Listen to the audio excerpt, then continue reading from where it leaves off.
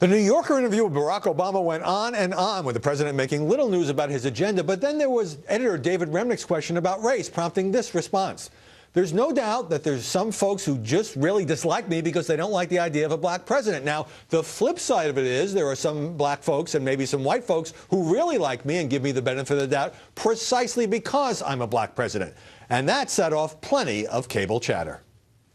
Now, why at this point would the president use that and seemingly play in the race excuse? You don't think there are white people who don't like the president because he's black? I think the concerns people have and the reason people don't like President Obama is because of his policies, nothing to do with the Hold on. Obama has very carefully avoided trying to exploit race.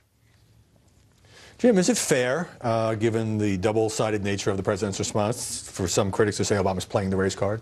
I think it's a little overstated. And says, look, he says some folks, and we don't know whether that means like 2.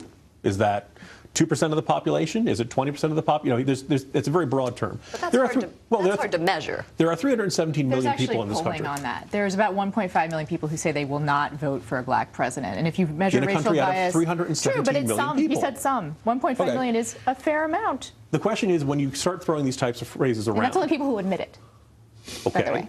Well, the question is, do you use this argument, do you bring this up as an effort to delegitimize the criticism of the president by saying, well, look, that's how they are. They're driven by racial hatred. Did you read the paragraph after that, where he talks about we need to separate the criticism of me because this criticism of me because people don't like a strong federal government, people are pro-states' rights, need to be separated out from the people who don't like me because I'm a black president. It's fantastic, but that didn't come through into the cable chatter now, did it? It didn't, and that's cable news' chatter. It's an 18-page long profile. Cable news has to reduce things to a tease. Is he playing the race card? It's in the paragraph immediately after the one that you read. He said, some people don't like me, some people like me more. And in the paragraph after that, he said there is legitimate criticism of me from the right about people who care about states' rights and people who think that such a thing is a too strong federal government, and progressives should listen to that criticism. Anna Marie clearly read all 17,000 words, but in those 17,000 words, Lauren Ashburn, wasn't exactly a confrontational interview by David Remnick. But all interviews don't have to be confrontational. I mean, we still made news. We're still having a segment here talking about what he said on race. And on pot,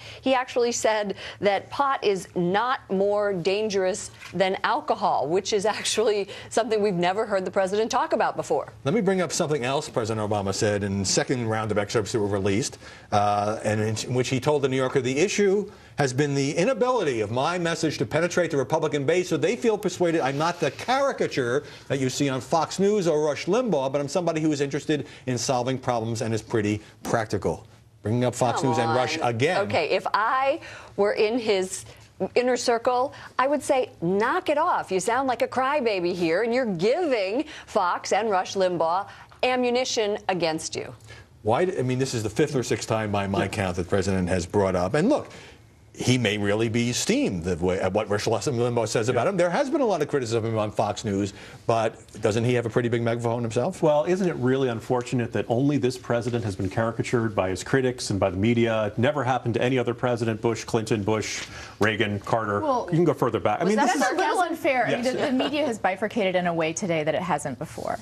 I mean, there's industries on the left and the right that have certain messages they want to get out. So I think that presidents in previous administrations have not had the ability to single out a certain network. So you're saying? I also want to say, I want to say there's actually 2 issues here. I do think it's a point, but there are 2 issues here.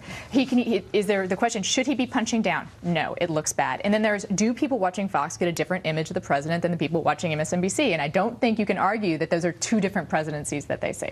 But are people who are watching MSNBC, do they get a different image of the Republican Party? Of course they do. Right. Of course. But it just seems to me that given that the president can command the world's attention at a moment's notice, I mean, I guess he's frustrated. Maybe this plays to his base to beat up on Fox, but it almost says that he doesn't, that he's at the mercy of what he sees as his political detractors. Yeah, every president has always had some changing media environment. MSNBC, during the Bush years, was certainly plenty critical. And you can argue, well, it's gotten heightened or it's gotten louder or it's gotten more exacerbated, but I don't think it's worlds apart from the way it was from 2001 to 2008.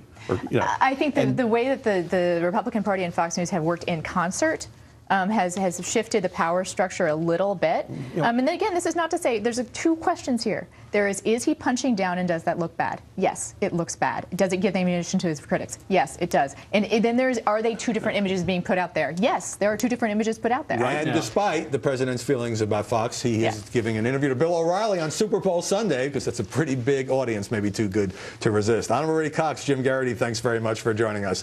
Before we go to break, today's New York Times Magazine features Hillary Clinton, if we can put it up, as a celestial planet. Something about her gravitational pull. Boy, she really does get out of this world coverage. Weird. Up next, Glenn Beck says he was too divisive during his time at Fox News. Why is he admitting that now? And later, the ugly, racist reaction to that rant by NFL star Richard Sherman.